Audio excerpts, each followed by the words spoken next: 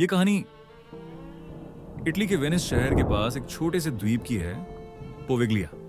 कहा जाता है कि यह जगह पहले प्लेग के मरीजों के लिए बनाई गई थी, फिर बाद में एक पागलखाना, असाइलम बना जहां दिमागी मरीजों को रखा जाता था।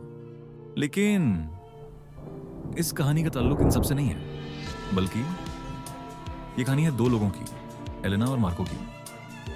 एलेना एक रिसर्चर थी जो यूरोप की भूतिया जगहों पर लेख लिखा करती थी। वेनिस के सफर के दौरान उसकी मुलाकात हुई मार्को से, एक स्थानीय इतिहासकार। दोनों ने तय किया कि वो पोवेग्लिया पर जाकर रिसर्च करेंगे। जब उन दोनों ने उस टापू पर पहला कदम रखा तो वहां की हवा ठंडी नहीं थी, बल्कि सन्नाटा था।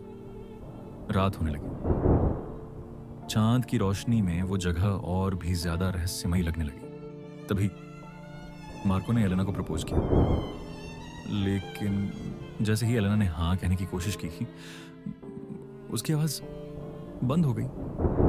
उसकी आंखों में आंसू थे और मार्को ने उसे बस खामोशी से गले लगा लिया। और अगर तुम इस कहानी में यहां तक खो चुके हो तो चैनल सब्सक्राइब जरूर करो। हमारा लक्ष्य है 1 लाख सब्सक्राइबर्स और हर हफ्ते हम लाते हैं एक नई रूहानी हकीकत। अगर तुम इस लव स्टोरी को समझ गए तो शायद तुम भी उस रात का हिस्सा बन चुके हो। अब कहानी दोबारा शुरू होती है। कुछ दिनों बाद एलेना ने अपनी डायरी में लिखा, उस रात मैं उसे छोड़ नहीं सकी, क्योंकि जब मैं मुड़ी तो देखा मार्को का चेहरा बदल चुका था। जैसे वो वहां पहली बार नहीं बल्कि आखिरी बार आया हो। एलेना अकेली वेनिस लौट आई। लोगों ने पूछा, मार्को? वो तो 50 साल पहले इस टापू पर रिसर्च करने गया था और कभी वापस नहीं आया।